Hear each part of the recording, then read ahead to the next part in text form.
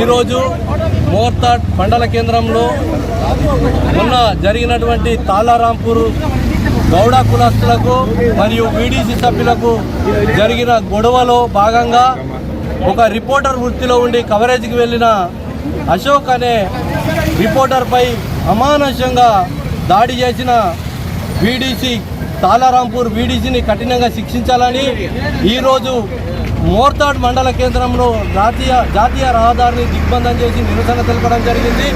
అంతేకాకుండా మొన్నటికి మొన్న భీమ్గల్ పట్టణంలో సదాశివ్ అనే వ్యక్తి భారతి ఛానల్లో పనిచేస్తూ మట్కా విషయంలో కానీ గంజాయి విషయంలో కానీ ఇల్లీగల్గా ఉస్కే మొరం దందాల గురించి అక్రమంగా పాల్పడుతున్న వారిపై రాసిన వార్తల కథనానికి గుప్పిట్లో ఒక కక్షపూరితమైన వాతావరణంని ఉసగొల్పుకొని అతను షటర్కు తన వ్యక్తిగతంగా ఒక షాప్ నడుపుకుంటున్న సదాశివును షటర్ను తగలబెట్టడం, అదేవిధంగా వ్యక్తిగతంగా రిపోర్టర్లను టార్గెట్ చేసి దాడులు చేయడం ఇది సిగ్గుచేటు. మేము ప్రభుత్వానికి ఒకటే విన్నవిస్తున్నాం, పొద్దుగల లేస్తే మాకు ఎవరు శత్రువులు గారు, ప్రభుత్వానికి కావాల్సిన సమాచారాన్ని చేరవేయడమే మా వృత్తిగా భావించి ఎక్కడైతే తప్పు జరుగుతుందో ఆ విషయాన్ని ఒక జర్నలిస్ట్గా పత్రిక రూపంలో కానీ మీడియా రూపంలో తెలుపుతున్నాం.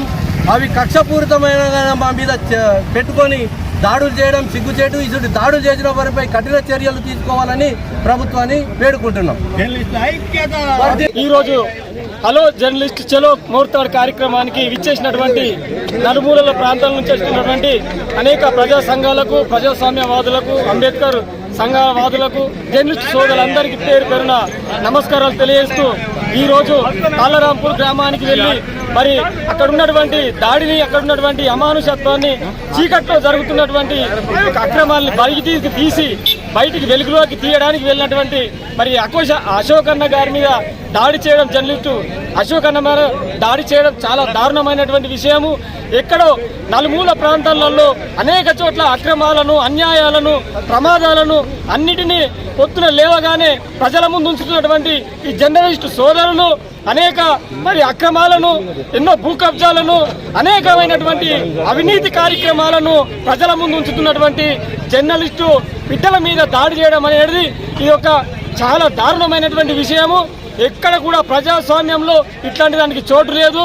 దీన్ని వెంటనే రాష్ట్ర వ్యాప్తంగా జర్నలిస్టు సోదరులందరూ ఖండించాలి. ప్రజాస్వామ్యవాదులు పార్టీలకు అతీతంగా దీన్ని ఖండించాల్సిన విషయం ఇది.